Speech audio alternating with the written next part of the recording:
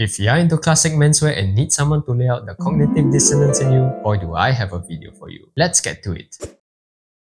Here's a little thought experiment. If tomorrow you were the only human left on Earth, would you really still be wearing a suit because you love how it drapes on you and that it expresses who you are? If you're honest with yourself, probably not, because clothing is a form of visual communication, and when there's no one else to receive the message, well, your clothes become a whole lot less meaningful. Look, I get it. We all desire to be attractive. We crave those approving glances and compliments from others. Nothing wrong with that. Because why else would you spend hours agonizing over the perfect outfit if you didn't secretly desire the admiration of others? Saying that you dress for yourself is just a fancy way of saying, hey world, look at me. At the end of the day, fashion is a little game we play, pretending that our style choices are purely personal. But let's be real, looking good and gaining external validation go hand in hand, so embrace the attention-seeking creature that resides in you.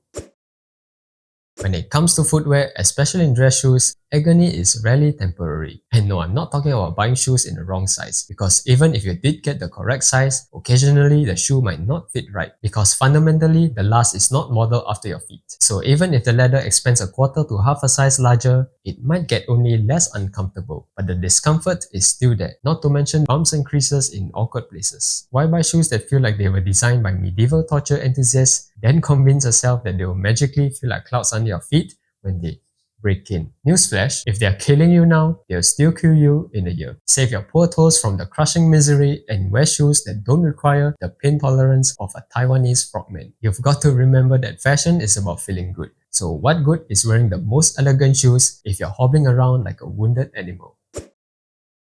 Yeah, I don't think so. You don't even know what you're eating for lunch next Friday, so what makes you think that you know what you wear in 5 years' time? And for those of you brainwashed into thinking that the particular garment you own is a timeless masterpiece, well, no style is truly timeless and your taste will inevitably change. The form might be the same, but the details will definitely change. That's just a feature of fashion, not a bug. And contrary to what your favorite style guru is preaching, classic menswear has and always been just another genre of fashion. So embrace the tides of trends and let go of any clothing that no longer spark joy. And look, if you want to wear classic menswear clothing all your life, that's your prerogative. But one of the dumbest excuses I've heard for not experimenting with styles outside classic menswear is that dudes don't want to look at their younger selves when they're older and see pictures of themselves in clothing that are no longer in style. Seriously, are you a celebrity or just a narcissist? Because if you're neither, who cares what you wore today, 50 years from now? And if somebody did, it'll probably be your family and you all have a good laugh about it.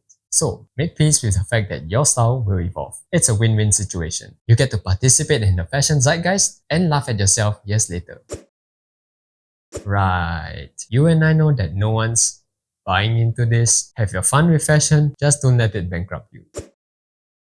Not sure who started this lie, but what makes you think that these things can magically transform your entire look? Accessories are more like managers who micromanage. They touch up your work a little, then take all the credit. So let's not exaggerate their powers of transformation. Accessories alone won't take your outfit from a 3 to a 10. It's like putting a cherry on top of horse manure and expecting it to become gourmet dessert. It doesn't work that way. They're more like the finishing touches, the sprinkles on the cupcake.